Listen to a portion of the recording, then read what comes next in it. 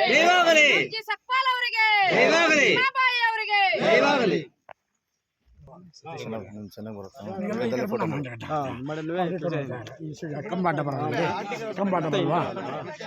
Sir ಮಂಜು sir ಹಂಗೆ ಹೋಗಿ.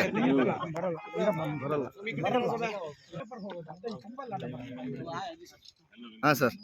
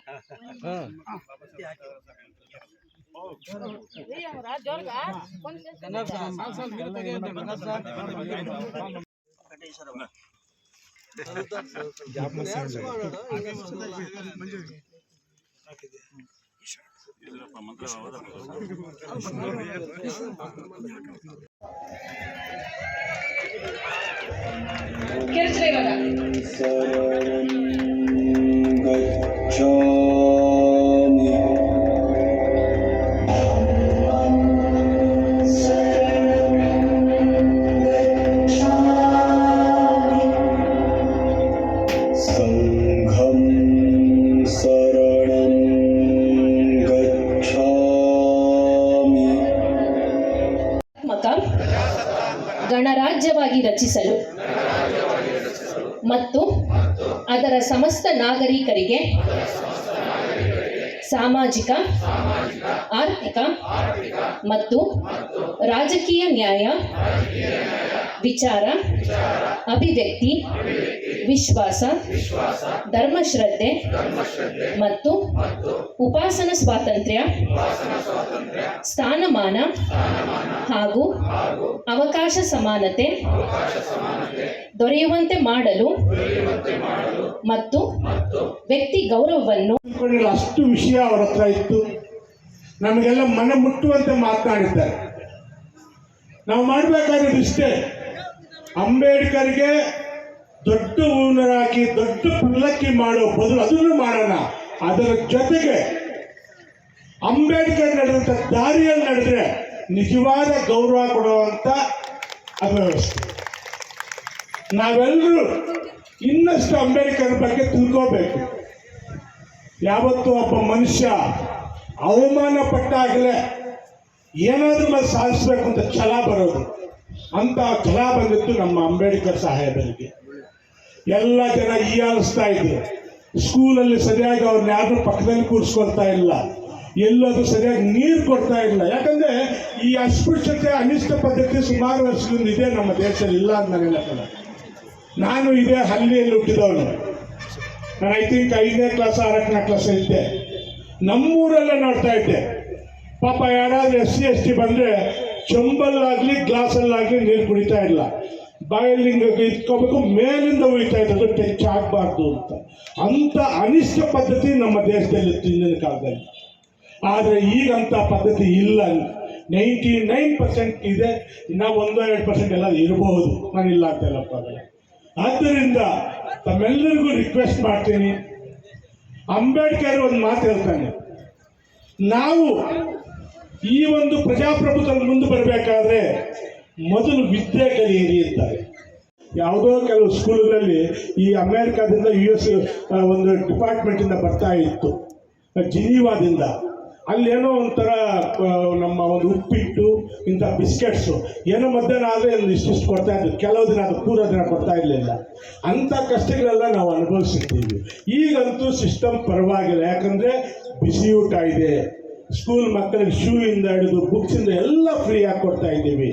ತಾವು ನೋಡ್ಬೇಕು, ಯಾವಾಗಲೂ ಆ ಸೋಮೇನಹಳ್ಳಿ ಒಂದು ನಾವು ಹಾಸ್ಟೆಲ್ ಮಾಡಿದ್ವಿ, ಮೊರಾರ್ಜಿ ದೇಸಾಯಿ, ಒಳ್ಳೆ ಮಿನಿ ವಿಧಾನಸೌಧ ಇದ್ದಂಗೆ. ಅಲ್ಲಿ ಹೋದ್ರೆ ಅಲ್ಲಿರೋಕ್ಕೆ ಒಂದು ಆಸೆ ಆಗುತ್ತೆ ಸ್ವಲ್ಪ ಕುತ್ಕೊಳ್ಳೋಕ್ಕೆ. ಅಂಥ ಶಾಲೆಗಳೆಲ್ಲ ಮಾಡ್ತಾ ಇದ್ವಿ.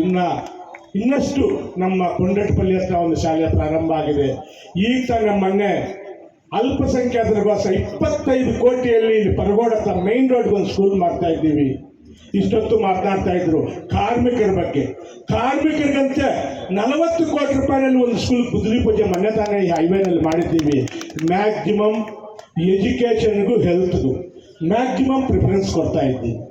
ನಮ್ಮ ಅಧಿಕಾರಿಗಳು ಅಷ್ಟೇ ಚೆನ್ನಾಗಿ ಕೆಲಸ ಮಾಡ್ತಾ ಇದ್ದಾರೆ. ನನ್ನ ನಂಬಿಕೆ ಅಂತ ನಿಮ್ಮ ನಂಬಿಕೆ ಇದೆ ಅಂತ ನನಗೆ ಅರ್ಥ ಆಯ್ತು ಇವತ್ತು.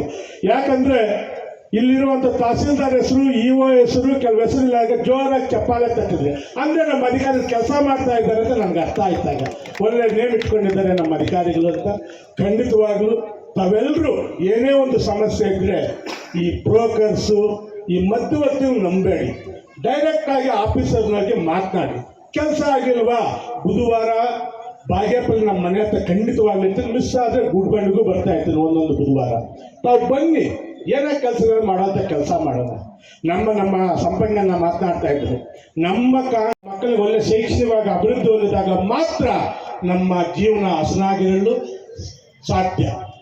ಮತ್ತೆ ಇನ್ನೊಂದು ಸಂಘಟನೆ ಅಂತಾನೆ ನಾವೆಲ್ಲ ಒಂದಾಗಬೇಕು. ಯಾವುದೇ ಒಂದು ಹಕ್ಕು ಪಡೆಯೋಕ್ಕೆ ನಾವೆಲ್ಲ ಒಂದಾದಾಗ ಆಗುತ್ತೆ. ಹೋರಾಟ, ವಿದ್ಯೆ, ಸಂಘಟನೆ, ಹೋರಾಟ, ಈ 3 ಮಂತ್ರಗಳನ್ನು ಅನುಸರಿಸಿದ್ದು ಡಾಕ್ಟರ್ ಅಂಬೇಡ್ಕರ್.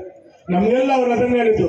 ಈ 3 ಮಂತ್ರಗಳನ್ನು ಯಾರು ಜೀವನದಲ್ಲಿ ಅನುಸರಿಸ್ತಾರೋ ಖಂಡಿತವಾಗ್ಲೂ ಅವರು ಈ ಒಂದು ದೇಶದಲ್ಲಿ ಅಭಿವೃದ್ಧಿ ಸಾಗ್ತೀರ ಅಂತ ಅಂಬೇಡ್ಕರ್ ಆ ಮಾತನ್ನು ಹೇಳಿದ್ರು. ನಾವೆಲ್ಲರೂ ಇವತ್ತು ಡಾಕ್ಟರ್ ಅಂಬೇಡ್ಕರ್ ನಡೆದಂಥ ದಾರಿಯಲ್ಲಿ ನಡೆಯೋಣ ಅನ್ನೋ ಮಾತನ್ನು ಈ ಸಭೆಯ ಮುಖಾಂತರ ತಮಗೆ ಹೇಳಿ ಎಲ್ಲ ಮಾತನಾಡಿದ್ದಾರೆ. ಮತ್ತೆ ನಾನು ಅದನ್ನು ಮಾತನಾಡೋ ಅವಶ್ಯಕತೆ ಇಲ್ಲ. ಸಂಪಂಗಿಯವರು, ನಮ್ಮ ವಾಸು ಅವರು ಎಲ್ಲರೂ ಮಾತನಾಡಿದ್ದಾರೆ ಅಂಬೇಡ್ಕರ್ ಬಗ್ಗೆ. ನಾವೆಲ್ಲರೂ ಇನ್ನಷ್ಟು, ನಾನು ಮೊನ್ನೆ ಬಾಗೇಪಲ್ಲಿಯಲ್ಲಿ ಮಾತನಾಡ್ಬೋದು, ದಯವಿಟ್ಟು ನಮ್ಮ ಇಲ್ಲಿ ಸೋಷಿಯಲ್ ವೆಲ್ಫೇರ್ ಡಿಪಾರ್ಟ್ಮೆಂಟ್ ಇರ್ಬೋದು, ಎಜುಕೇಷನ್ ಡಿಪಾರ್ಟ್ಮೆಂಟ್ ಇರ್ಬೋದು, ಈ ಎಲ್ಲ ಡಿಪಾರ್ಟ್ಮೆಂಟ್ಗಳಲ್ಲಿ ಹಾಸ್ಟೆಲ್ ಇರ್ಬೋದು, ಸ್ಕೂಲ್ಸಲ್ಲಿ ಇರ್ಬೋದು, ಅಟ್ಲೀಸ್ಟ್ 1 ತಿಂಗಳಿಗೆ 1 ಪೀರಿಯಡ್, ನಾನೇನು ಜಾಸ್ತಿ ಹೇಳೋದಕ್ಕಲ್ಲ, 1 ಪೀರಿಯಡ್ ಇಂಥ ಮಹಾನುಭಾವರ ಜೀವನ ಚರಿತ್ರೆಯನ್ನು ತಾವು ಮಕ್ಕಳಿಗೆ ಬೋಧಿಸಿದಾಗ ಇನ್ನಷ್ಟು ಅಭಿವೃದ್ಧಿ ಹೊಂದಲು ಸಾಧ್ಯ ಅಂತ ನನ್ನ ಅನಿಸಿಕೆ. ಆ ಕೆಲಸ ತಾವು ಮಾಡಬೇಕು ಅಧಿಕಾರಿಗಳು ಅನ್ನೋ ಮಾತನ್ನು ಹೇಳುತ್ತಾ, ಹಾಗೆ ಇನ್ನಷ್ಟು ಈ ಅಂಬೇಡ್ಕರ್ ನನಗೆ ಈ ದಲಿತ ಮುಖಂಡರೆಲ್ಲ ಬಂದು ಇಲ್ಲೊಂದು ಪುತ್ಲಿ ಬೇಕು ಅಂದ್ರೆ ಪುತ್ಲಿ ಮಾಡಿದ್ದೀವಿ. ನಿಮ್ಮೆಲ್ಲರ ಬೇಡಿಕೆಯಂತೆ ಇಷ್ಟು ದಿವಸ ಇಲ್ಲೊಂದು ಅಂಬೇಡ್ಕರ್ ಭವನ ಬೇಕು ಅಂತ ಕೇಳಿದ್ದೀರಾ. ಇವತ್ತು ಅಂಬೇಡ್ಕರ್ ಭವನಕ್ಕೆ ಗುದ್ಲಿ ಪೂಜೆ ಮಾಡಿ 2 ಕೋಟಿ ಕೊಟ್ಟಿದ್ದೀನಿ. ಇನ್ನು 2 ಕೋಟಿ ಕೊಟ್ಟು 4 ಕೋಟಿಯಲ್ಲಿ ಒಳ್ಳೆ ಭವನ ನಿರ್ಮಿಸೋದು ನನ್ನ ಜವಾಬ್ದಾರಿ. ಯಾಕಂದರೆ ಮೊನ್ನೆ ಬಾಗೇಪಲ್ಲಿಯಲ್ಲಿ ಹೇಳಿದ್ದೀವಿ 10 ರಿಂದ 15 ಕೋಟಿ, ಯಾಕಂದರೆ ಅದು ಕ್ಷೇತ್ರ ದೊಡ್ಡದು ಅಂತ. ಇಲ್ಲಿರೋ ಜನಸಂಖ್ಯೆಗೆ 4 ಕೋಟಿ ರೂಪಾಯಿಯಷ್ಟು ಅಂಬೇಡ್ಕರ್ ಭವನ ನಿರ್ಮಿಸೋದು ನನ್ನ ಗುರಿ. ಮ್ಯಾಕ್ಸಿಮಮ್ ನನಗಿರುವಂಥ ಮಾಹಿತಿ ಪ್ರಕಾರ ಬರೋ ವರ್ಷ ನಮ್ಮ ಅಂಬೇಡ್ಕರ್ ಭವನದಲ್ಲೇ ಈ ಜಯಂತಿ ಮಾಡೋ ಥರ ನಾನು ನಡ್ಕೊತೀನಿ ಅನ್ನೋ ಮಾತು ನಿಮಗೆಲ್ಲಕ್ಕೆ ಇಷ್ಟಪಡ್ತೀನಿ. ಹಾಗೆ ಇನ್ನಷ್ಟು ತಾವು ನೋಡಿರ್ಬೋದು, ಮೊದಲಿದ್ದಂಥ ಎಜುಕೇಷನ್ ಸಿಸ್ಟಮ್ಗೂ ಈಗ ಸಿಸ್ಟಮ್ಗೂ, ಮೊದಲು ನಾವೆಲ್ಲ SLC ಓದುವಾಗ 1 ಹಾಸ್ಟೆಲ್ ಇರಲಿಲ್ಲ, 1 ಹಾಸ್ಟೆಲ್. ಮಧ್ಯಾಹ್ನ ಈಗೆಲ್ಲ ಬಿಸಿ ಮಾಡೋರು ಕೊಡೋಷ್ಟು ಕೊಡಗಲು ಇನ್ಯಾರಿಂದಲೂ ಸಾಧ್ಯ ಇಲ್ಲ. ಅದು ನಮ್ಮ ಸಿದ್ದರಾಮಯ್ಯ ಅವರ ಗುಣ. ಅದು ಅವರು ತುಂಬ ಬಡತನದಿಂದ ಅವರು ಹೇಳ್ತಾರೆ ಎಷ್ಟೋ ಒಂದು ಭಾಷೆಯಲ್ಲಿ. ಹೈಸ್ಕೂಲ್ ಓದುವಾಗ ಕಾಲಕ್ಕೆ ಕೆಪ್ಪೇ ಇರಲಿಲ್ಲ ಅಂತ ನಮ್ಮ ಸಿದ್ದರಾಮಯ್ಯ ಅವರು ಮಾತನಾಡ್ತಾ ಇದ್ರು. ಅಂಥ ಕಷ್ಟದಿಂದ ಬಂದಿರೋದ್ರಿಂದ ಬಡವರ ಕಷ್ಟ ಏನು ಅಂತ ಅವ್ರಿಗೆ ತಿಳಿದಿದೆ.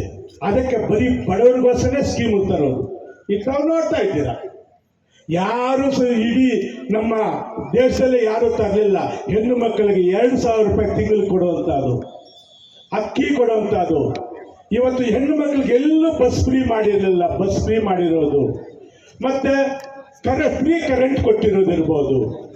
ಮತ್ತು ಈ ಯಾರು ನಿರುದ್ಯೋಗಿ ಇಲ್ಲಿದ್ರೆ ಅವ್ರಿಗೆ ಸ್ಟೈಪೆಂಡ್ ಕೊಡೋದಿರ್ಬೋದು. ಈ ಎಲ್ಲ ಥರಕ್ಕೆ ನಮ್ಮ ಕಾಂಗ್ರೆಸ್ ಸರ್ಕಾರ ಸಿದ್ದರಾಮಯ್ಯನಲ್ಲೇ ಸಾಧ್ಯ ಅಂತ ನಾನಂತೂ ಭಾವಿಸಿದ್ದೀನಿ. ನೀವು ಹಿಂದೆ ಹೋಗಿ ಕಾಂಗ್ರೆಸ್, ನಮ್ಮ ಸಂಪಂಗಿ ಅವರು ಮಾತನಾಡ್ತಾ ಇದ್ರು, ನರೇಗಾ ಯಾರು ಜಾರಿ ತಂದಿದ್ದು ನಮ್ಮ ಕಾಂಗ್ರೆಸ್ ಸರ್ಕಾರ. ಉಳಿಯೋನೇ ಭೂಮಿ ಒಡೆಯ ಅಂದರೆ ದುನ್ಯ ಒಂದೇ ಭೂಮಿ ತೆಲುಗುలో చెప్తాము. ಒಡೆಯ ಯಾರು ಉಳುಮೆ ಮಾಡ್ತಾ ಇದ್ದಾರೆ ಅವರೇ ಭೂಮಿ ಕೊಟ್ಟಿದ್ದಾರು ಕಾಂಗ್ರೆಸ್ ಸರ್ಕಾರ. ಇಂಥ ಅನೇಕ ಬಡಪರ ಯೋಜನೆ ತಂದಂಥ ಕಾಂಗ್ರೆಸ್ ಸರ್ಕಾರ ಇವತ್ತು ನಮ್ಮ ರಾಜ್ಯದಲ್ಲಿ ಆಳ್ವಿಕೆದೆ. ಇನ್ನಷ್ಟು ಕಾರ್ಯಕ್ರಮಗಳು ತಾವು ನೋಡ್ತಾ ಇದ್ದೀರಾ, ಮೊದಲು 25 ವರ್ಷಗಳಿದ್ದಂಥ ಗುಡಿಬಂಡೆಗೂ ಈಗ ನೀವೇ ಕಂಪ್ಯಾರಿಸನ್ ಮಾಡಿ.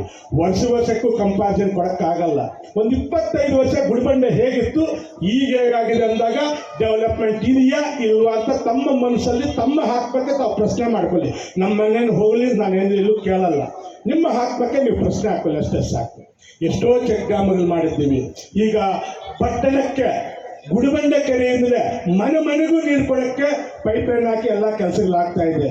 ಸುಮಾರು 32 ಹಳ್ಳಿ ಗುಡಿಬಂಡೆ ಕೆರೆಯಿಂದ ನೀರು ಕೊಡ್ತಾ ಇದ್ದೀವಿ. ಮನೆಗೂ ನೀರು ಕೊಡಬೇಕು ಅಂತ ನಮ್ಮ ಆಸೆ. ಈ ಎಲ್ಲ ಕಾರ್ಯಕ್ರಮದಲ್ಲಿ ಇನ್ನಷ್ಟು ರಸ್ತೆಗಳು ಮಾಡ್ತಾ ಇದ್ದೀವಿ. ಕೆಲವು ಮಾಡೋ ಬ್ಯಾಲೆನ್ಸ್ ಇದೆ, ಅದನ್ನು ಮಾಡಿಕೊಡ್ತೀವಿ.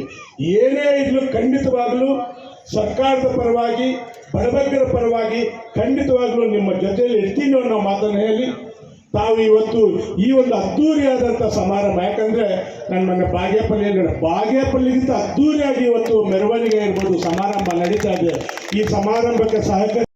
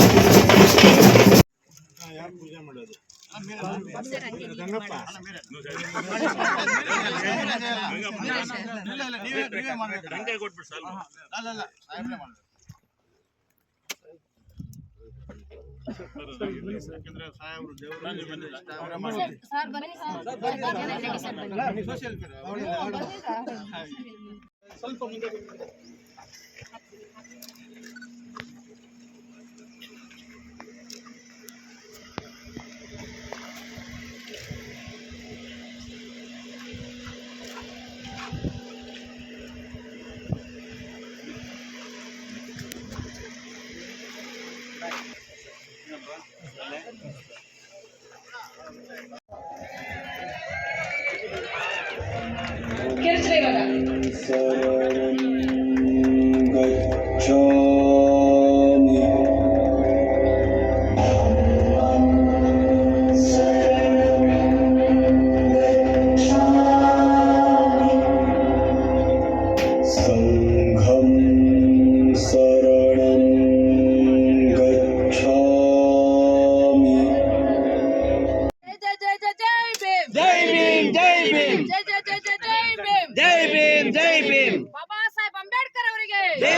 ಬಾಬಾ ಸಾಹೇಬ್ ಅಂಬೇಡ್ಕರ್ ಅವರಿಗೆ ಜಯವಾಗಲಿ. ಮಂಜು ಸಕ್ಪಾಲ್ ಅವರಿಗೆ ಜಯವಾಗಲಿ. ಬಾಬಾಯಿ ಅವರಿಗೆ ಜಯವಾಗಲಿ.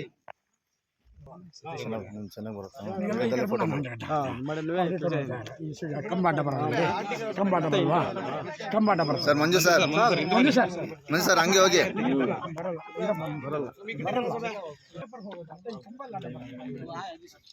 ಹಾಂ ಸರ್ ಇಲ್ಲ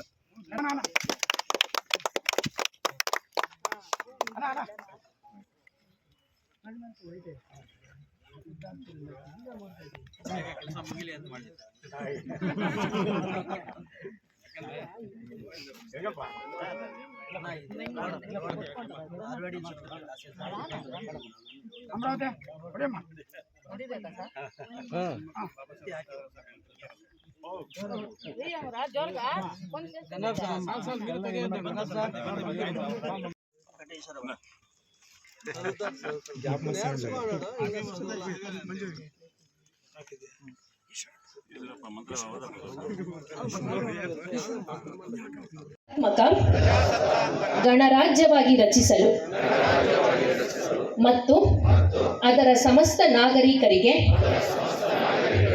ಸಾಮಾಜಿಕ, ಆರ್ಥಿಕ ಮತ್ತು ರಾಜಕೀಯ ನ್ಯಾಯ, ವಿಚಾರ, ಅಭಿವ್ಯಕ್ತಿ, ವಿಶ್ವಾಸ, ಧರ್ಮಶ್ರದ್ಧೆ ಮತ್ತು ಉಪಾಸನಾ ಸ್ವಾತಂತ್ರ್ಯ, ಸ್ಥಾನಮಾನ ಹಾಗೂ ಅವಕಾಶ ಸಮಾನತೆ ದೊರೆಯುವಂತೆ ಮಾಡಲು ಮತ್ತು ವ್ಯಕ್ತಿ ಗೌರವವನ್ನು ಕಾರ್ಯಕ್ರಮವನ್ನು ನೆರವೇರಿಸಿಕೊಡಬೇಕಾಗಿ ಕಳಕಳಿಯಾಗಿ ಮನವಿ ಮಾಡ್ತಾ ಇದ್ದೇವೆ.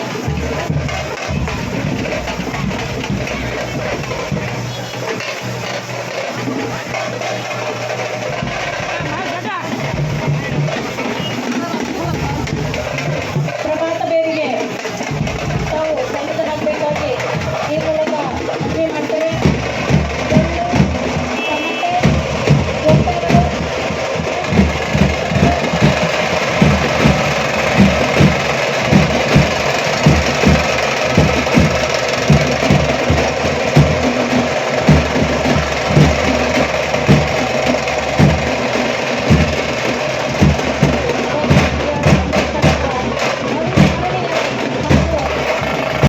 ಅಷ್ಟು ವಿಷಯ ಅವರ ಹತ್ರ ಇತ್ತು. ನಮಗೆಲ್ಲ ಮನ ಮುಟ್ಟುವಂತೆ ಮಾತನಾಡಿದ್ದಾರೆ. ನಾವು ಮಾಡಬೇಕಾಗಿದ್ದು ಇಷ್ಟೇ, ಅಂಬೇಡ್ಕರ್ಗೆ ದೊಡ್ಡ ಹೂವಿನ ಹಾಕಿ ದೊಡ್ಡ ಪಲ್ಲಕ್ಕಿ ಮಾಡೋ ಬದಲು ಅದನ್ನು ಮಾಡೋಣ. ಅದರ ಜೊತೆಗೆ ಅಂಬೇಡ್ಕರ್ ನಡೆದಂಥ ದಾರಿಯಲ್ಲಿ ನಡೆದ್ರೆ ನಿಜವಾದ ಗೌರವ ಕೊಡುವಂಥ ಅವ್ಯವಸ್ಥೆ. ನಾವೆಲ್ಲರೂ ಇನ್ನಷ್ಟು ಅಂಬೇಡ್ಕರ್ ಬಗ್ಗೆ ತಿಳ್ಕೋಬೇಕು. ಯಾವತ್ತೂ ಒಬ್ಬ ಮನುಷ್ಯ ಅವಮಾನ ಪಟ್ಟಾಗಲೇ ಏನಾದ್ರೂ ಮೇಲೆ ಸಾಧಿಸ್ಬೇಕು ಅಂತ ಛಲ ಬರೋದು. ಅಂತ ಛಲ ಬಂದಿತ್ತು ನಮ್ಮ ಅಂಬೇಡ್ಕರ್ ಸಾಹೇಬರಿಗೆ. ಎಲ್ಲ ಜನ ಹೀಯಾಳಿಸ್ತಾ ಇದ್ರು. ಸ್ಕೂಲಲ್ಲಿ ಸರಿಯಾಗಿ ಅವ್ರನ್ನ ಯಾರು ಪಕ್ಕದಲ್ಲಿ ಕೂರಿಸ್ಕೊಳ್ತಾ ಇಲ್ಲ, ಎಲ್ಲದು ಸರಿಯಾಗಿ ನೀರು ಕೊಡ್ತಾ ಇಲ್ಲ. ಯಾಕಂದ್ರೆ ಈ ಅಸ್ಪೃಶ್ಯತೆ ಅನಿಷ್ಟ ಪದ್ಧತಿ ಸುಮಾರು ವರ್ಷದಿಂದ ಇದೆ ನಮ್ಮ ದೇಶದಲ್ಲಿ, ಇಲ್ಲ ಅಂತ ನನಗೆ. ನಾನು ಇದೇ ಹಳ್ಳಿಯಲ್ಲಿ ಹುಟ್ಟಿದವನು. ನಾನು ಐ ಥಿಂಕ್ 5ನೇ ಕ್ಲಾಸ್ 6ನೇ ಕ್ಲಾಸ್ ಇದ್ದೆ. ನಮ್ಮೂರಲ್ಲೇ ನೋಡ್ತಾ ಇದ್ದೆ, ಪಾಪ ಯಾರಾದ್ರೂ SC ST ಬಂದರೆ ಚಂಬಲ್ಲಾಗಲಿ ಗ್ಲಾಸಲ್ಲಾಗಲಿ ನೀರು ಕುಡಿತಾ ಇಲ್ಲ, ಬಾಯಲ್ಲಿ ಇಟ್ಕೋಬೇಕು, ಮೇಲಿಂದ ಉಯ್ತಾ ಇದ್ದದ್ದು, ಟಚ್ ಆಗಬಾರ್ದು ಅಂತ. ಅಂಥ ಅನಿಷ್ಟ ಪದ್ಧತಿ ನಮ್ಮ ದೇಶದಲ್ಲಿ ಹಿಂದಿನ ಕಾಲದಲ್ಲಿ. ಆದರೆ ಈಗಂಥ ಪದ್ಧತಿ ಇಲ್ಲ. 99% ಇದೆ, ಇನ್ನೂ 1-2% ಎಲ್ಲ ಇರಬಹುದು, ನಾನು ಇಲ್ಲ ಅಂತ ಹೇಳಪ್ಪ. ಆದ್ದರಿಂದ ತಮ್ಮೆಲ್ಲರಿಗೂ ರಿಕ್ವೆಸ್ಟ್ ಮಾಡ್ತೀನಿ, ಅಂಬೇಡ್ಕರ್ ಒಂದು ಮಾತು ಹೇಳ್ತಾನೆ, ನಾವು ಈ ಒಂದು ಪ್ರಜಾಪ್ರಭುತ್ವದಲ್ಲಿ ಮುಂದೆ ಬರಬೇಕಾದ್ರೆ ಮೊದಲು ವಿದ್ಯೆ ಕಲಿಯಿರಿ ಅಂತಾರೆ. ಯಾವುದೋ ಕೆಲವು ಸ್ಕೂಲ್ಗಳಲ್ಲಿ ಈ ಅಮೇರಿಕಾದಿಂದ US ಒಂದು ಡಿಪಾರ್ಟ್ಮೆಂಟಿಂದ ಬರ್ತಾ ಇತ್ತು, ಜಿನೀವಾದಿಂದ. ಅಲ್ಲೇನೋ ಒಂಥರ ನಮ್ಮ ಒಂದು ಉಪ್ಪಿಟ್ಟು, ಇಂಥ ಬಿಸ್ಕೆಟ್ಸು ಏನೋ ಮಧ್ಯಾಹ್ನ ಆದರೆ ಇಷ್ಟಿಷ್ಟು ಕೊಡ್ತಾ ಇದ್ರು. ಕೆಲವು ದಿನ ಅದು ಪೂರ ದಿನ ಕೊಡ್ತಾ ಇರಲಿಲ್ಲ. ಅಂಥ ಕಷ್ಟಗಳೆಲ್ಲ ನಾವು ಅನುಭವಿಸಿದ್ದೀವಿ. ಈಗಂತೂ ಸಿಸ್ಟಮ್ ಪರವಾಗಿಲ್ಲ, ಯಾಕಂದರೆ ಬಿಸಿ ಊಟ ಇದೆ, ಸ್ಕೂಲ್ ಮಕ್ಕಳಿಗೆ ಶೂ ಇಂದ ಹಿಡಿದು ಬುಕ್ಸಿಂದ ಎಲ್ಲ ಫ್ರೀಯಾಗಿ ಕೊಡ್ತಾ ಇದ್ದೀವಿ. ತಾವು ನೋಡ್ಬೇಕು, ಯಾವಾಗಲೂ ಆ ಸೋಮೇನಹಳ್ಳಿಯಲ್ಲಿ ಒಂದು ನಾವು ಹಾಸ್ಟೆಲ್ ಮಾಡಿದ್ವಿ, ಮೊರಾರ್ಜಿ ದೇಸಾಯಿ, ಒಳ್ಳೆ ಮಿನಿ ವಿಧಾನಸೌಧ ಇದ್ದಂಗೆ. ಅಲ್ಲಿ ಹೋದ್ರೆ ಅಲ್ಲಿರೋಕ್ಕೆ ಒಂದು ಆಸೆ ಆಗುತ್ತೆ ಸ್ವಲ್ಪ ಕುತ್ಕೊಳ್ಳೋಕ್ಕೆ. ಅಂಥ ಶಾಲೆಗಳೆಲ್ಲ ಮಾಡ್ತಾ ಇದ್ವಿ. ಇನ್ನಷ್ಟು ನಮ್ಮ ಕೊಂಡಟ್ಟಪಲ್ಲಿ ಹತ್ರ ಒಂದು ಶಾಲೆ ಪ್ರಾರಂಭ ಆಗಿದೆ. ಈಗ ನಮ್ಮ ಮೊನ್ನೆ ಅಲ್ಪಸಂಖ್ಯಾತರಿಗೋಸ್ಕರ 25 ಕೋಟಿಯಲ್ಲಿ ಇಲ್ಲಿ ಪರಗೋಡ ಹತ್ರ ಮೈನ್ ರೋಡ್ಗೆ ಒಂದು ಸ್ಕೂಲ್ ಮಾಡ್ತಾ ಇದ್ದೀವಿ. ಇಷ್ಟೊತ್ತು ಮಾತನಾಡ್ತಾ ಇದ್ರು ಕಾರ್ಮಿಕರ ಬಗ್ಗೆ. ಕಾರ್ಮಿಕರಿಗಂತೆ 40 ಕೋಟಿ ರೂಪಾಯಿನಲ್ಲಿ ಒಂದು ಸ್ಕೂಲ್ ಗುದ್ದಲಿ ಪೂಜೆ ಮೊನ್ನೆ ತಾನೇ ಈ ಹೈವೇನಲ್ಲಿ ಮಾಡಿದ್ದೀವಿ. ಮ್ಯಾಕ್ಸಿಮಮ್ ಎಜುಕೇಷನ್ಗೂ ಹೆಲ್ತ್ಗೂ ಮ್ಯಾಕ್ಸಿಮಮ್ ಪ್ರಿಫರೆನ್ಸ್ ಕೊಡ್ತಾ ಇದ್ದೀವಿ. ನಮ್ಮ ಅಧಿಕಾರಿಗಳು ಅಷ್ಟೇ ಚೆನ್ನಾಗಿ ಕೆಲಸ ಮಾಡ್ತಾ ಇದ್ದಾರೆ. ನನ್ನ ನಂಬಿಕೆ ಅಂತ ನಿಮ್ಮ ನಂಬಿಕೆ ಇದೆ ಅಂತ ನನಗೆ ಅರ್ಥ ಆಯ್ತು ಇವತ್ತು. ಯಾಕಂದರೆ ಇಲ್ಲಿರುವಂಥ ತಹಸೀಲ್ದಾರ್ ಹೆಸರು, ಇಒ ಹೆಸರು, ಕೆಲವು ಹೆಸರಿಲ್ಲ, ಜೋರಾಗಿ ಚಪ್ಪಾಳೆ ತಟ್ಟಿದ್ರೆ ಅಂದರೆ ನಮ್ಮ ಅಧಿಕಾರಿಗಳು ಕೆಲಸ ಮಾಡ್ತಾ ಇದ್ದಾರೆ ಅಂತ ನನಗೆ ಅರ್ಥ ಆಯ್ತಾಗ. ಒಳ್ಳೆ ನೇಮ್ ಇಟ್ಕೊಂಡಿದ್ದಾರೆ ನಮ್ಮ ಅಧಿಕಾರಿಗಳು ಅಂತ. ಖಂಡಿತವಾಗ್ಲೂ ತಾವೆಲ್ಲರೂ ಏನೇ ಒಂದು ಸಮಸ್ಯೆ ಇದ್ದರೆ ಈ ಬ್ರೋಕರ್ಸು, ಈ ಮಧ್ಯವರ್ತಿಗಳು ನಂಬೇಡಿ. ಡೈರೆಕ್ಟಾಗಿ ಆಫೀಸರ್ನಾಗೆ ಮಾತನಾಡಿ. ಕೆಲಸ ಆಗಿಲ್ವಾ, ಬುಧವಾರ ಬಾಗೇಪಲ್ಲಿ ನಮ್ಮ ಮನೆ ಹತ್ರ ಖಂಡಿತವಾಗ್ಲಿತ್ತು. ಮಿಸ್ ಆದರೆ ಗುಡ್ಬಂಡಿಗೂ ಬರ್ತಾ ಇರ್ತೀನಿ ಒಂದೊಂದು ಬುಧವಾರ. ತಾವು ಬನ್ನಿ, ಏನೇ ಕೆಲಸಗಳು ಮಾಡೋಂಥ ಕೆಲಸ ಮಾಡೋಣ. ನಮ್ಮ ಸಂಪಂಗನ ಮಾತನಾಡ್ತಾ ಇದ್ರು, ನಮ್ಮ ಮಕ್ಕಳಿಗೆ ಒಳ್ಳೆ ಶೈಕ್ಷಣಿಕವಾಗಿ ಅಭಿವೃದ್ಧಿ ಹೊಂದಿದಾಗ ಮಾತ್ರ ನಮ್ಮ ಜೀವನ ಹಸನಾಗಿರಲು ಸಾಧ್ಯ. ಮತ್ತೆ ಇನ್ನೊಂದು ಸಂಘಟನೆ ಅಂತಾನೆ ನಾವೆಲ್ಲ ಒಂದಾಗಬೇಕು. ಯಾವುದೇ ಒಂದು ಹಕ್ಕು ಪಡೆಯೋಕ್ಕೆ ನಾವೆಲ್ಲ ಒಂದಾದಾಗ ಆಗುತ್ತೆ. ಹೋರಾಟ, ವಿದ್ಯೆ, ಸಂಘಟನೆ, ಹೋರಾಟ, ಈ 3 ಮಂತ್ರಗಳನ್ನು ಅನುಸರಿಸಿದ್ದು ಡಾಕ್ಟರ್ ಅಂಬೇಡ್ಕರ್. ನಮಗೆಲ್ಲ ಅವರು ಅದನ್ನು ಹೇಳಿದ್ದು. ಈ 3 ಮಂತ್ರಗಳನ್ನು ಯಾರು ಜೀವನದಲ್ಲಿ ಅನುಸರಿಸ್ತಾರೋ ಖಂಡಿತವಾಗ್ಲೂ ಅವರು ಈ ಒಂದು ದೇಶದಲ್ಲಿ ಅಭಿವೃದ್ಧಿ ಸಾಧಿಯಲ್ಲಿ ಸಾಕ್ತೀರ ಅಂತ ಅಂಬೇಡ್ಕರ್ ಆ ಮಾತನ್ನು ಹೇಳಿದ್ರು. ನಾವೆಲ್ಲರೂ ಇವತ್ತು ಡಾಕ್ಟರ್ ಅಂಬೇಡ್ಕರ್ ನಡೆದಂಥ ದಾರಿಯಲ್ಲಿ ನಡೆಯೋಣ ಅನ್ನೋ ಮಾತನ್ನು ಈ ಸಭೆಯ ಮುಖಾಂತರ ತಮಗೆ ಹೇಳಿ ಎಲ್ಲ ಮಾತನಾಡಿದ್ದಾರೆ. ಮತ್ತೆ ನಾನು ಅದನ್ನು ಮಾತನಾಡೋ ಅವಶ್ಯಕತೆ ಇಲ್ಲ. ಸಂಪಂಗಿಯವರು, ನಮ್ಮ ವಾಸು ಅವರು ಎಲ್ಲರೂ ಮಾತನಾಡಿದ್ದಾರೆ ಅಂಬೇಡ್ಕರ್ ಬಗ್ಗೆ. ನಾವೆಲ್ಲರೂ ಇನ್ನಷ್ಟು, ನಾನು ಮೊನ್ನೆ ಬಾಗೇಪಲ್ಲಿಯಲ್ಲಿ ಮಾತನಾಡ್ಬೋದು.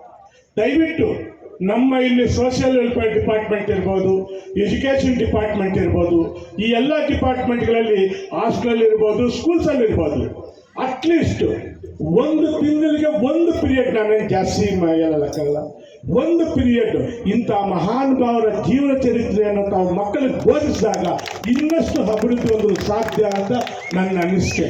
ಆ ಕೆಲಸ ತಾವು ಮಾಡಬೇಕು ಅಧಿಕಾರಿಗಳು ಅನ್ನೋ ಮಾತನ್ನು ಹೇಳುತ್ತಾ, ಹಾಗೆ ಇನ್ನಷ್ಟು ಈ ಅಂಬೇಡ್ಕರ್ ನನಗೆ ಈ ದಲಿತ ಮುಖಂಡರೆಲ್ಲ ಬಂದು ಇಲ್ಲೊಂದು ಪುತ್ಲಿ ಬೇಕು ಅಂದ್ರೆ ಪುತ್ಲಿ ಮಾಡಿದ್ದೀವಿ.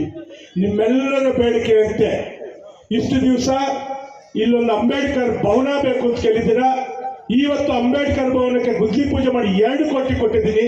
2 ಕೋಟಿ ಕೊಟ್ಟು 4 ಕೋಟಿಯಲ್ಲಿ ಒಳ್ಳೆ ಭವನ ನಿರ್ಮಿಸೋದು ನನ್ನ ಜವಾಬ್ದಾರಿ. ಯಾಕಂದರೆ ಮೊನ್ನೆ ಬಾಗೇಪಲ್ಲಿಯಲ್ಲಿ ಹೇಳಿದ್ದೀವಿ 10 ರಿಂದ 15 ಕೋಟಿ, ಯಾಕಂದರೆ ಅದು ಕ್ಷೇತ್ರ ದೊಡ್ಡದು ಅಂತ.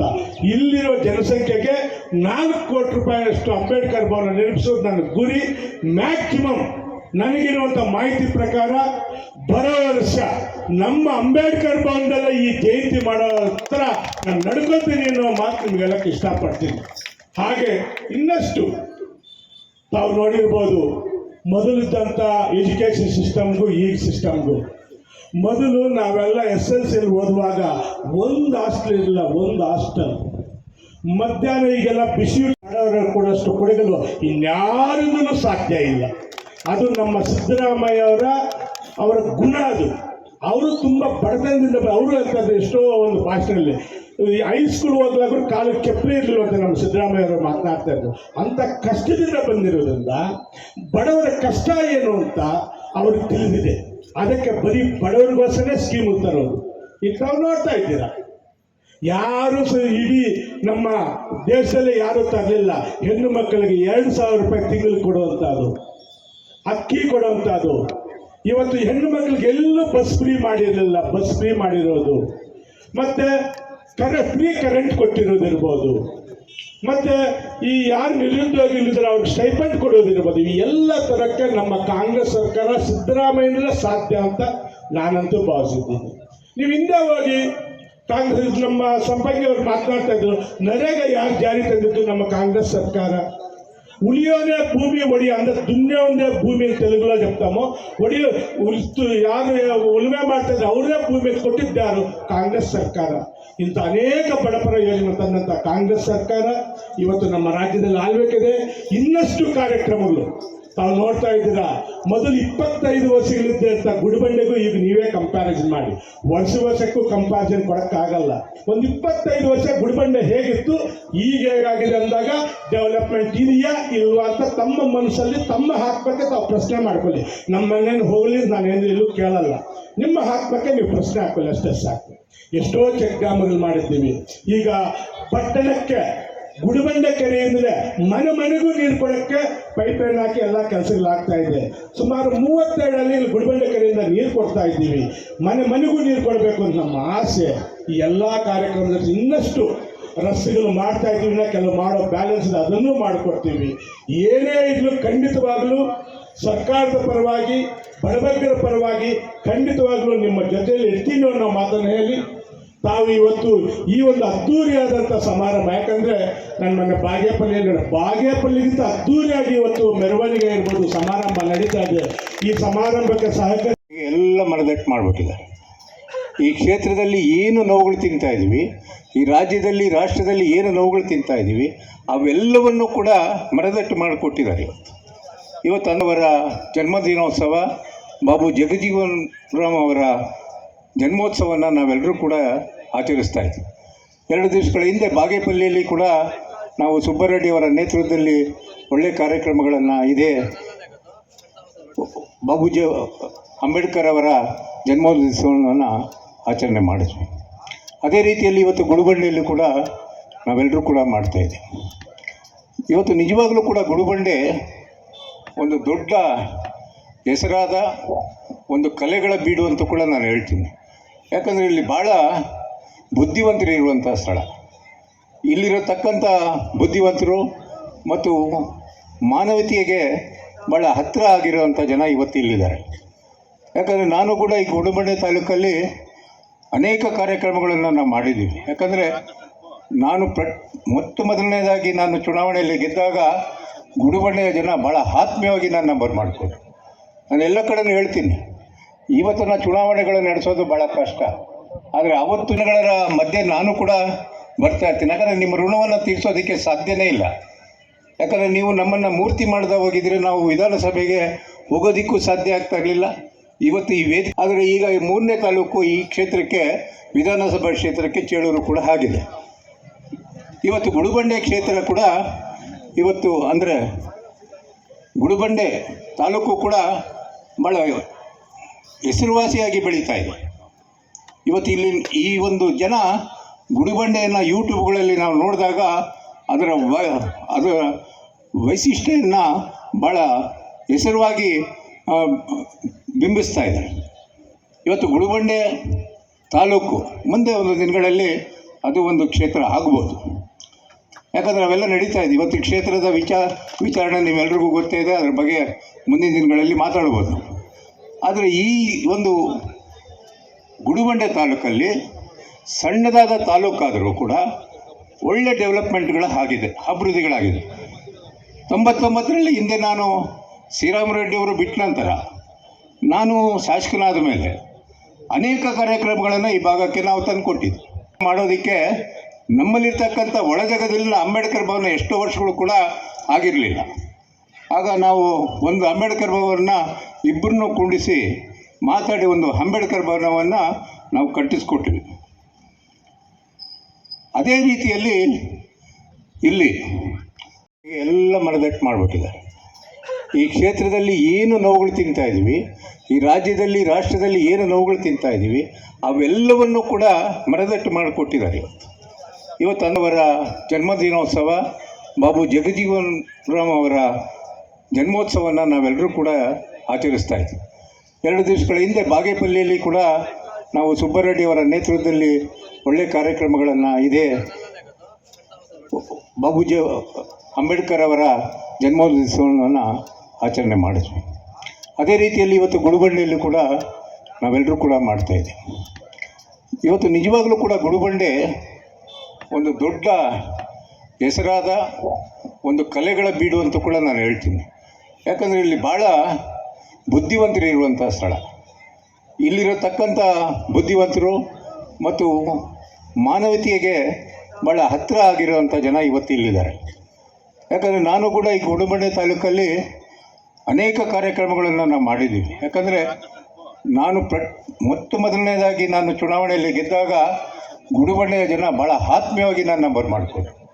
ನಾನು ಎಲ್ಲ ಕಡೆನೂ ಹೇಳ್ತೀನಿ, ಇವತ್ತಿನ ಚುನಾವಣೆಗಳನ್ನು ನಡೆಸೋದು ಭಾಳ ಕಷ್ಟ, ಆದರೆ ಆವತ್ತಿನಗಳ ಮಧ್ಯೆ ನಾನು ಕೂಡ ಬರ್ತಾ ಇರ್ತೀನಿ. ಯಾಕಂದರೆ ನಿಮ್ಮ ಋಣವನ್ನು ತೀರಿಸೋದಕ್ಕೆ ಸಾಧ್ಯನೇ ಇಲ್ಲ.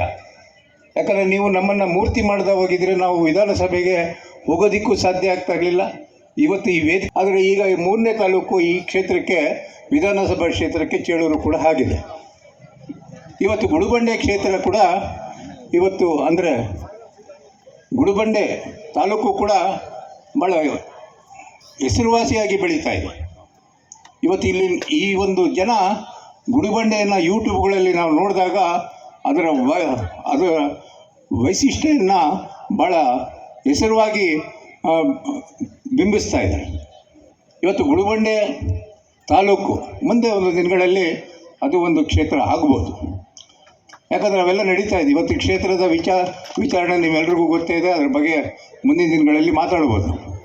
ಆದರೆ ಈ ಒಂದು ಗುಡಿಬಂಡೆ ತಾಲೂಕಲ್ಲಿ ಸಣ್ಣದಾದ ತಾಲೂಕಾದರೂ ಕೂಡ ಒಳ್ಳೆ ಡೆವಲಪ್ಮೆಂಟ್ಗಳು ಆಗಿದೆ, ಅಭಿವೃದ್ಧಿಗಳಾಗಿದೆ.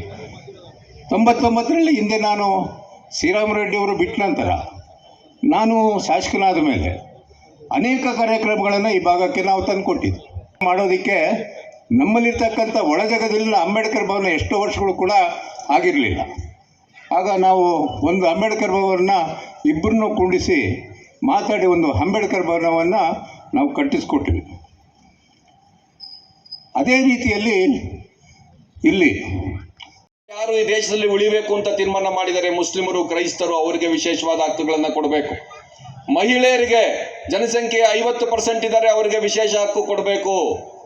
ಈ ರೀತಿಯಲ್ಲಿ ನಮ್ಮ ಸಂವಿಧಾನ ರಚನಾ ಸಭೆ ತೀರ್ಮಾನ ಮಾಡಿದ್ರಿಂದಾಗಿ ಜಸ್ಟಿಸ್, ಸೋಷಿಯಲ್, ಎಕನಾಮಿಕ್, ಪೊಲಿಟಿಕಲ್ ಇದು ನಮ್ಮ ದೇಶದ ಸಂವಿಧಾನದ ಮುನ್ನುಡಿಯಲ್ಲಿ ಸೇರಿಕೊಳ್ತು.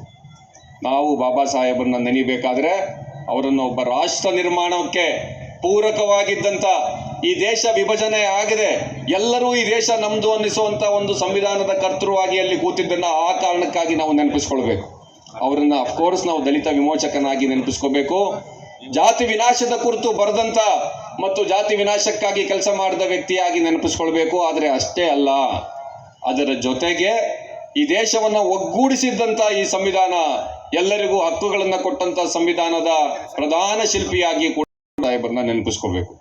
ಬಂಧುಗಳೇ, ಆ ಆದಿವಾಸಿಗಳು, ಆ ರೈತರು, ಆ ಮಹಿಳೆಯರು, ಅವರ ಓಟಿನ ಹಕ್ಕು ಏನಿದೆ ಅದು ಬಂದಿದ್ದು ಯಾಕೆಂದ್ರೆ ಈ ದೇಶದ ಹುಟ್ಟಿನ ಸ್ವಾತಂತ್ರ್ಯ ಈ ಮತದಾನದ ಹಕ್ಕನ್ನ ಕಿತ್ತುಕೊಳ್ಳುವ ಸಂಚು ನಡೀತಾ ಇದೆ. ನೀವು ಮತದಾನದ ಹಕ್ಕನ್ನು ಪಡ್ಕೊಳ್ಬೇಕು ಅಂತ ಅಂದ್ರೆ ನೀವು ಮತ್ತೆ ಫಾರಂ ತುಂಬಬೇಕು. ಮತ್ತು ಬರೀ ಫಾರಂ ತುಂಬೋದು ಮಾತ್ರ ಅಲ್ಲ, ಅದರ ಜೊತೆಗೆ ನೀವು ಡಾಕ್ಯುಮೆಂಟ್ ಕೊಡಬೇಕು. ಇದು ಏನಿದು? ಯಾವ ಪ್ರಜಾಪ್ರಭುತ್ವ ಇದು? ಈ ದೇಶದ ನಾಗರಿಕರು ಒಂದು ಸರ್ಕಾರವನ್ನು ಚುನಾಯಿಸಬೇಕು. ಸರ್ಕಾರ ಈಗ ನಾಗರಿಕರನ್ನ ಚುನಾಯಿಸ್ತಾ ಇದೆ. ನೀನು ಇರ್ಬೇಕಾ ಇಲ್ವಾ ಅಂತ ನಾನು ತೀರ್ಮಾನ ಮಾಡ್ತೀನಿ ಅಂತ ಹೇಳ್ತಿದೆ. ಹೀಗಿರ್ಲಿಲ್ಲ ನೋಡಿ. 1950 ಜನವರಿ 26ನೇ ತಾರೀಕು ಈ ದೇಶದ ಸಂವಿಧಾನ ಜಾರಿಗೆ ಬಂದು ಹೇಳ್ತು ಎಲ್ರಿಗೂ ಓಟಿನ ಹಕ್ಕು 21 ವರ್ಷದವ್ರಿಗೆ ಅಂತ. ಎಲೆಕ್ಷನ್ ಮಾಡಿ ಅಂತ ಹೇಳಿದ್ರು. ಎಲೆಕ್ಷನ್ 50ನೇ ಇಸ್ವಿಲ್ ನಡೀಲಿಲ್ಲ. ಎಲೆಕ್ಷನ್ನು 1951 ಅಕ್ಟೋಬರ್ನಿಂದ 1952 ಫೆಬ್ರವರಿ ತನಕ ನಡೀತು.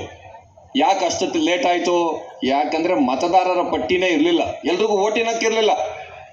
ಆಗ ಸುಕುಮಾರ್ ಸೇನ್ ಅನ್ನುವಂಥ ಒಬ್ಬ ಚೀಫ್ ಎಲೆಕ್ಷನ್ ಕಮಿಷನರು ಆತ ಹೇಳ್ದ, ಈ ದೇಶದ ಸರ್ಕಾರಿ ವ್ಯವಸ್ಥೆಯನ್ನು ಬಳಸಿ ದೇಶದ ಮೂಲೆಯಲ್ಲಿರುವಂಥ ಹಳ್ಳಿಗಾಡಿಗೆ, ಯಾಕಂದರೆ 70% ರೋಡೇ ಇಲ್ಲದೆ ಇದ್ದಂಥ ಹಳ್ಳಿಗಳಿದ್ವು ಈ ದೇಶದಲ್ಲಿ. ರೋಡ್ ಇರಲಿಲ್ಲ, ಅನಕ್ಷರಸ್ಥರಿದ್ದರು. ಅವ್ರು ಎಲ್ಲರನ್ನೂ ಸೇರಿಸಿ ವೋಟರ್ ಲಿಸ್ಟಿಗೆ ತಗೊಂಬಂದರು. ಇದು ಭಾರತದ ಇತಿಹಾಸದ ಒಂದು ಅತ್ಯಂತ ಚಾರಿತ್ರಿಕವಾದಂಥ ಸಂಗತಿ. ಎಲ್ಲ ಮನದಟ್ಟು ಮಾಡಿಬಿಟ್ಟಿದ್ದಾರೆ. ಈ ಕ್ಷೇತ್ರದಲ್ಲಿ ಏನು ನೋವುಗಳು ತಿಂತಾ ಇದ್ದೀವಿ, ಈ ರಾಜ್ಯದಲ್ಲಿ, ರಾಷ್ಟ್ರದಲ್ಲಿ ಏನು ನೋವುಗಳು ತಿಂತಾ ಇದ್ದೀವಿ, ಅವೆಲ್ಲವನ್ನು ಕೂಡ ಮನದಟ್ಟು ಮಾಡಿಕೊಟ್ಟಿದ್ದಾರೆ. ಇವತ್ತು ಅವರ ಜನ್ಮದಿನೋತ್ಸವ, ಬಾಬು ಜಗಜೀವನ್ ರಾಮ್ ಅವರ ಜನ್ಮೋತ್ಸವವನ್ನು ನಾವೆಲ್ಲರೂ ಕೂಡ ಆಚರಿಸ್ತಾ ಇದ್ದೀವಿ. 2 ದಿವಸಗಳ ಹಿಂದೆ ಬಾಗೇಪಲ್ಲಿಯಲ್ಲಿ ಕೂಡ ನಾವು ಸುಬ್ಬರೆಡ್ಡಿಯವರ ನೇತೃತ್ವದಲ್ಲಿ ಒಳ್ಳೆಯ ಕಾರ್ಯಕ್ರಮಗಳನ್ನು ಇದೇ ಬಾಬೂಜಿ ಅಂಬೇಡ್ಕರ್ ಅವರ ಜನ್ಮದಿವಸವನ್ನು ಆಚರಣೆ ಮಾಡಿದ್ವಿ. ಅದೇ ರೀತಿಯಲ್ಲಿ ಇವತ್ತು ಗುಡಿಬಂಡೆಯಲ್ಲಿ ಕೂಡ ನಾವೆಲ್ಲರೂ ಕೂಡ ಮಾಡ್ತಾಯಿದ್ದೀವಿ.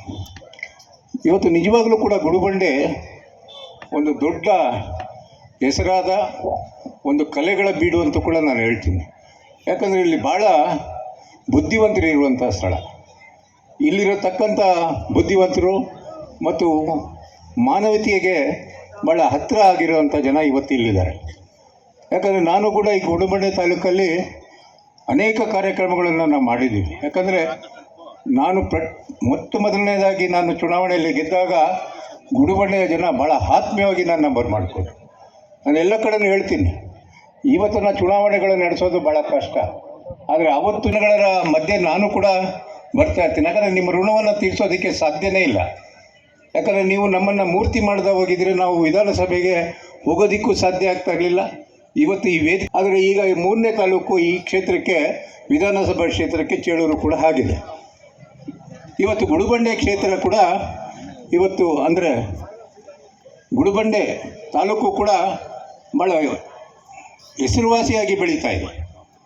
ಇವತ್ತು ಇಲ್ಲಿ ಈ ಒಂದು ಜನ ಗುಡಿಬಂಡೆಯನ್ನು ಯೂಟ್ಯೂಬ್ಗಳಲ್ಲಿ ನಾವು ನೋಡಿದಾಗ ಅದರ ವೈಶಿಷ್ಟ್ಯವನ್ನು ಭಾಳ ಹೆಸರುವಾಗಿ ಬಿಂಬಿಸ್ತಾ ಇದ್ದಾರೆ. ಇವತ್ತು ಗುಡಿಬಂಡೆ ತಾಲೂಕು ಮುಂದೆ ಒಂದು ದಿನಗಳಲ್ಲಿ ಅದು ಒಂದು ಕ್ಷೇತ್ರ ಆಗ್ಬೋದು. ಯಾಕಂದರೆ ಅವೆಲ್ಲ ನಡೀತಾ ಇದೆ. ಇವತ್ತು ಕ್ಷೇತ್ರದ ವಿಚಾರಣೆ ನಿಮ್ಮೆಲ್ರಿಗೂ ಗೊತ್ತೇ ಇದೆ. ಅದರ ಬಗ್ಗೆ ಮುಂದಿನ ದಿನಗಳಲ್ಲಿ ಮಾತಾಡ್ಬೋದು. ಆದರೆ ಈ ಒಂದು ಗುಡಿಬಂಡೆ ತಾಲೂಕಲ್ಲಿ ಸಣ್ಣದಾದ ತಾಲೂಕಾದರೂ ಕೂಡ ಒಳ್ಳೆ ಡೆವಲಪ್ಮೆಂಟ್ಗಳು ಆಗಿದೆ, ಅಭಿವೃದ್ಧಿಗಳಾಗಿದೆ. 99ರಲ್ಲಿ ಹಿಂದೆ ನಾನು ಶ್ರೀರಾಮರೆಡ್ಡಿಯವರು ಬಿಟ್ಟ ನಂತರ ನಾನು ಶಾಸಕನಾದ ಮೇಲೆ ಅನೇಕ ಕಾರ್ಯಕ್ರಮಗಳನ್ನು ಈ ಭಾಗಕ್ಕೆ ನಾವು ತಂದು ಕೊಟ್ಟಿದ್ವಿ. ಮಾಡೋದಕ್ಕೆ ನಮ್ಮಲ್ಲಿರ್ತಕ್ಕಂಥ ಒಳಜಗದಲ್ಲಿನ ಅಂಬೇಡ್ಕರ್ ಭವನ ಎಷ್ಟೋ ವರ್ಷಗಳು ಕೂಡ ಆಗಿರಲಿಲ್ಲ. ಆಗ ನಾವು ಒಂದು ಅಂಬೇಡ್ಕರ್ ಭವನವನ್ನು ಇಬ್ಬರನ್ನೂ ಕೂಡಿಸಿ ಮಾತಾಡಿ ಒಂದು ಅಂಬೇಡ್ಕರ್ ಭವನವನ್ನು ನಾವು ಕಟ್ಟಿಸ್ಕೊಟ್ವಿ. ಅದೇ ರೀತಿಯಲ್ಲಿ ಇಲ್ಲಿ